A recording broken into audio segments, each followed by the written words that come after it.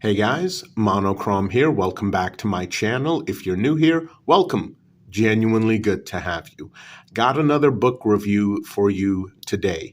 This is FM 23-7 War Department Field Manual Unrestricted. And this is very similar to a book review I did about 3 years ago. Wow, 3 years ago. But that one was the War Department Field Manual for the Government Model 1911-A1 45 ACP pistol. This one, as you can see, is the manual for the U.S. Carbine caliber 30 M1. And just to be clear, yes, this is a reprint of the original field manual for this particular weapon. Just like 3 years ago, what I reviewed was the reprint of the original field manual for the 1911-A1. These reprints, well, literally the only difference is the cover, because the covers used to be very simplistic, slightly thick paper covers. These, as you can see, are glossy and a little bit thicker than the original covers. But other than giving you a nice glossy, pretty cover, on the inside, it's the exact same field manual, reprinted exactly as the original way back when, during World War II. And I wanted to review this particular one because this is a carbine that nowadays is very underrated.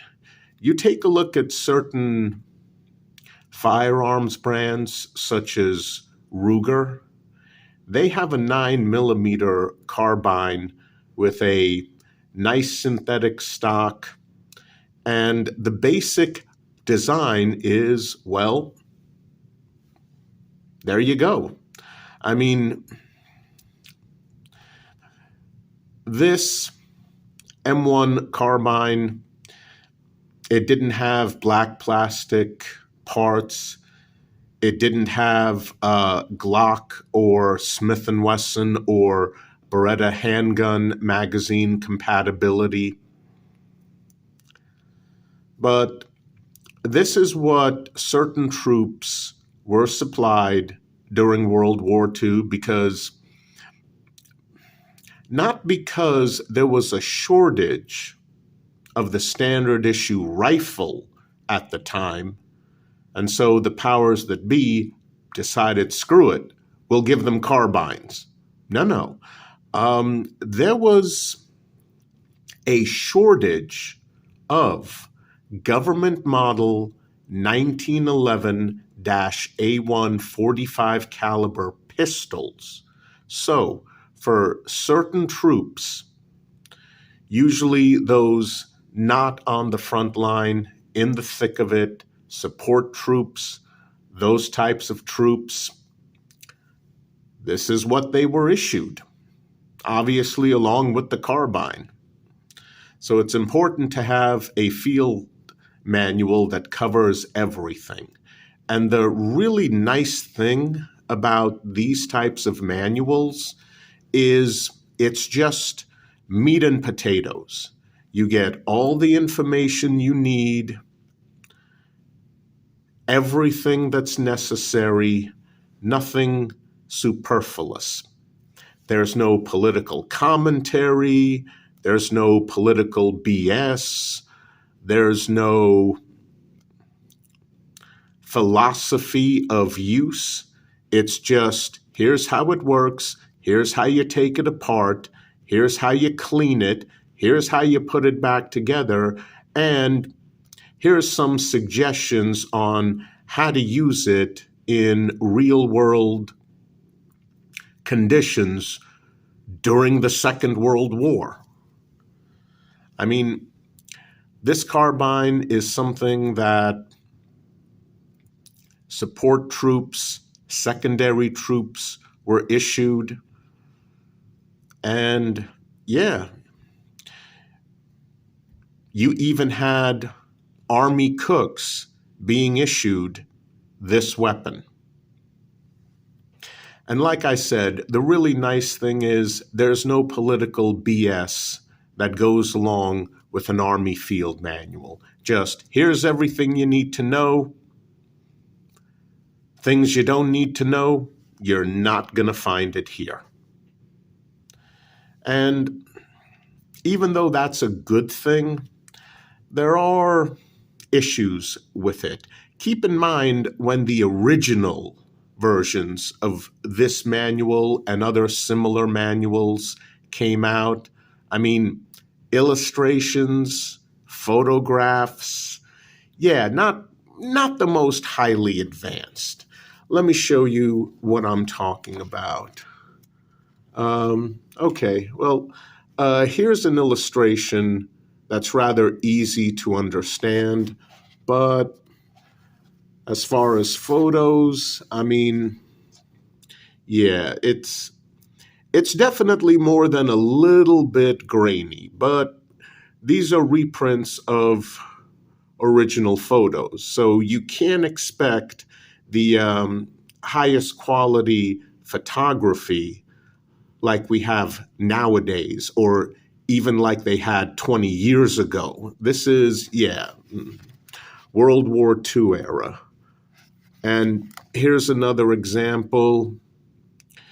It shows literal positions to take when firing the weapon. And as you can see, very grainy, too much exposure, way too light, a little bit difficult to see unless you have the book in front of you. And here's a weird thing. What you guys are seeing through the camera, as I'm looking at this from the side and looking at the book directly, for some odd reason, the camera is actually making the background a shade darker. So what you guys are seeing through my camera as you're watching this video is actually better than what I'm seeing in real life as I'm looking past the camera on the side at the actual book. You guys are getting a slightly better four-way picture. So I don't know why my camera is doing that, but yeah. And yeah, I apologize for the overhead lights. There's nothing I can do about that. Sorry, fellas. The manual itself, I mean, it is what it is. If you were to pick up a .30 caliber M1 carbine today, yeah. And I'm not just talking about surplus. This weapon is still being made today. And yeah, it's no major changes. Maybe some companies, modern day versions, they might tweak something here or there. But for the most part, whether it's surplus or you're picking up a modern day version, yeah, if it's a .30 caliber M1 carbine, ironically, this field manual still applies. You get a .30 caliber M1 carbine, you get this field manual, or perhaps if you can track down an original in really good condition, you're all set. I mean, some things just don't change. They don't. You know, it's like a Buck Model 110. There's still the original brass and wood version out there. Yes, you can get, that's what I meant to say. Yes, you can get modern day variations of the Buck Model 110, including plastic handles, thumb studs. But if you want an original 110, you can still get it from Buck. Absolutely. There are just certain things that remain unchanged for decades upon decades, and this particular weapon design is one of them, and it has definitely influenced a lot of pistol caliber carbines nowadays. That's just how it is. Absolutely excellent, handy, maneuverable, but any weapon, any rifle, any carbine, any pistol or shotgun, I mean, it's good to have a manual. Obviously, some firearms really don't require a manual. If you have a single barrel, single shot shotgun, all you need to know is, oh, here's the safety, and you're good. But some weapons are more complicated. Now, you're probably wondering, well, why would I pick something like this, an old, admittedly reliable design, when I can get a more modern day Ruger that takes Glock magazines? Well, here's the thing.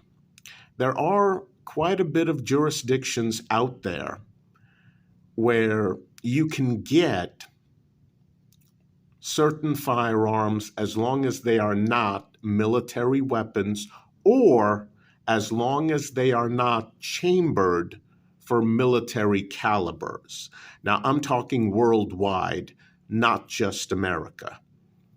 So, okay, that limits what you can get in certain countries. Yeah, it's weird. I mean, it's one of the reasons why Glock came out with a compact 380, and then for the American market, came out with the very same compact design in 9mm. That design can handle 9mm pressures, but in certain countries, oh no, 9mm is a military caliber. No good. Okay, well, here's a 380 version of the compact 9mm. Okay, that's good. However, there are also jurisdictions that just say, hey, you want a rifle, you want a carbine? Oh no, no, no, no. Nothing automatic, nothing semi-auto, except older military weapons. That's right. There are jurisdictions out there in the world where, for example, you want a semi-auto rifle or carbine, it better be an older military design, such as the M1 Garand or the old US 30 caliber M1 carbine.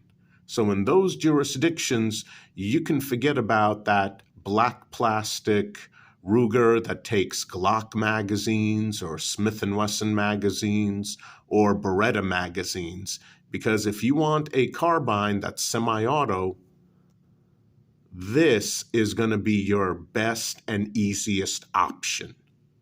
And of course, you're going to need a manual for it. So that's where this comes in. It's just really odd that there are things that used to exist decades upon decades ago, before most of us were even born, that are still made the same way. Same wooden stock, same oiler, same trigger group, same sights, still made, still useful. Why change what works? And in this case, this is a good design. Does it have tons of stopping power? No.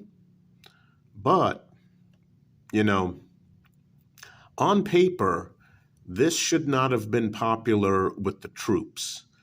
In reality, this weapon was very popular with U.S. troops during World War II and even beyond. It's light, it's handy, it's maneuverable, and those are important qualities. And like I said, whatever weapon you have, it's good to have a manual. And thankfully, there's one for this one. Absolutely, highly recommended. If you have a .30 caliber M1 carbine, you should have this as well, if you don't have the older version of the manual. But yeah, other than the cover, this is an exact reprint, of the FM23-7. The manual, highly recommended, and quite frankly, the carbine as well. All right, guys, that's it for today. I hope you enjoyed the video. I'll see you soon. Please continue to stay safe out there. Yes, it's still dangerous, unfortunately.